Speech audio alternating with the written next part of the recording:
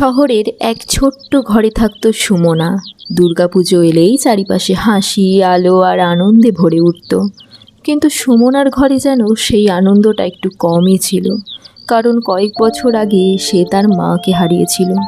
প্রতি বছর পুজোর আগে সুমনা মায়ের পুরনো শাড়িটা বের করে আলতো করে ছুঁয়ে দেখত আর মনে মনে ভাবত, মা, তুমি থাকলে আজ ঘরটা কত সুন্দর করে সাজাতে।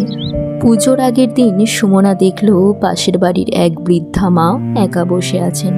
তার সন্তানরা দূরে থাকে, তাই পুজোর আনন্দটা তার কাছে যেন ফিকে হয়ে গেছে। সুমনা কাছে গিয়ে বলল, মা, এবার থেকে পুজোর 4টে দিন আপনি আমার সাথে থাকবেন। বৃদ্ধার চোখে জল চলে এলো। তিনি বললেন, আজ মনে হচ্ছে আমার মেয়েটা আবার আমার কাছে ফিরে এসেছে। সেদিন সুমনা বুঝেছিল, মা শুধু জন্ম দেওয়া একজন মানুষ নন।